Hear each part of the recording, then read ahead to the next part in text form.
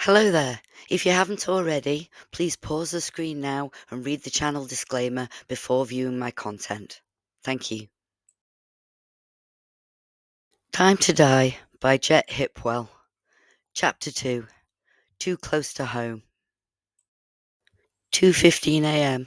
The taxi had made it in good time. Hoping she wasn't too late, Jet had known her father was going to die, another victim of cancer that couldn't be cured. Heading into the hospital, she was led round corridors and corners, reaching a large set of double doors. "He's in there," a nurse calmly said. On entering the room, the smell of chemicals and death filled the air. John lay out on the bed, writhing in pain, gasping and pleading not to die. The horrific scene was broken by the words of Sue, his wife. "It's okay, John. It's your time to go now. Be in peace." Fuck that, Jet thought to herself. "Hey, Dad, I know you can hear me. How come you get the quiet machines, eh? Mine used to make horrible noises." They both laughed, a glimmer of acknowledgement that he knew his daughter was there, and that she was there by his side. Sue sobbing uncontrollably in the corner, mumbling the words, "Please, dear God, just let him go."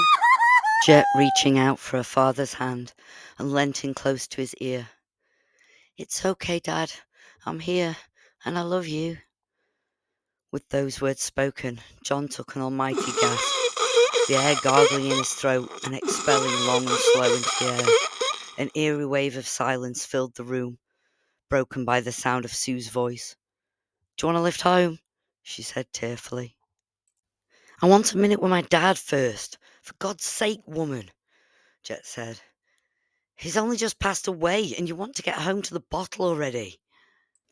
It was late now, early hours of the morning, and Jet was pacing up and down the kitchen, scrolling through social media, trying to take her mind off the evening's events, when she came across a post that stopped her in her tracks. What the actual hell? Sue's profile had been set to widow, but that was not the shocking part. It was a post between her and another man, joking about cocktails that very morning. I knew she was going to buy a bloody puppy, but a new man. Sue was one of those women that couldn't stand to be alone for more than 10 seconds without hitting social mental breakdown levels. Stories told by her children, call of men being put before them, even down to the evil bastards that beat and nearly killed her. Jet had now instantly messaged her stepsisters to see if her suspicions were correct. Sadly, they were. Within 1 week of John's death, Sue had managed to buy a sports car, 2 pedigree pooches, decorated the entire bungalow, and found herself a new fella. She doesn't waste any time, Jet thought. The woman has no respect for the dead or the living, she said to herself. I want her to pay for the wrongdoings of her children and the disrespect of my father. I want her dead. Over the course of the next few days, this entirely occupied and overtook Jet's thought process, finding out that this new guy was not only new, but an evil manipulator as well. Within 1 week, the entire contents of Sue's life were signed away to him. Hideous tattoos had marked her skin, and talk of marriage was already in the air. All Jet could think about was how much they deserved each other, and battling with the thought, can 2 birds be killed with 1 stone? 1 year to the day on the anniversary of her father's death, Jet was preparing the nightclub for a regular weekend, her brain fueled with anger and rage, not coming to terms with her dad's passing and feeling the anger of Sue not having a care in the world about her own kids. Something had to be done, and the present feeling was that she could be the only one to do anything about it. Although having had a year to stew and ponder on it, the plan was made, ready and waiting. Sue and David were going to die on their honeymoon. The honeymoon was all planned and booked, 1 week self-catering in traditional Spain. It was a small chalet in the heart of Pamplona. Bags were packed and ready to go days before leaving. Only thing they were missing was 1 vital bottle of Glenfiddich for the holiday. Sue heads out to the shop to get it, while David sleeps off his dinner in the other room. Jet had slowly been collecting and saving a concoction of both Sue and David's medications.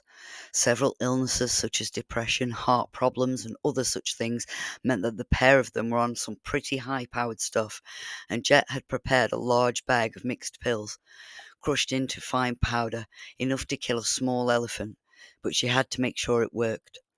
Sue returned, removing its proud green casing, packaging the bottle gently into the top of one of the suitcases. As the evening went on, after a couple of drinks, she began to fall asleep on the sofa, Jet eagerly biding her time, and once both were asleep, this was her chance. Retrieving the bottle, Jet poured out a small amount, enough to take the amount of powder about to go in. It fit snugly. The cap was replaced, and the contents shook vigorously before wiping down and replacing the bottle in the bag. Jet slid an envelope to the bottom containing a joined suicide note from the pair of them, and the bottle went in on top nicely as it had before. And now I wait, said Jet to herself, gathering her things and collecting her coat, leaving both victims asleep on the sofa. See you on the other side, assholes, she laughed while exiting the bungalow, knowing that this may or may not work, but if she had planned everything right, neither Sue nor David would bother her again. Knowing they would down the bottle together in one night meant that it was a surefire way to get them to drink the same amount. The return date arrived, but Sue and David did not. Jet checked the flights. They were not on any, either later ones. Has the plan worked? 1 week later, Jet received news from her stepsisters saying that the Wicked Witch was dead, and so was Dickhead, this being the loving nicknames given to Sue and David by the other 4 kids.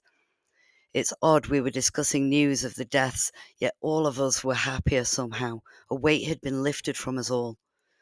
There was no love loss here, and Jet's instant thought, my God, it actually worked. Later that evening, Jet's mind was racing.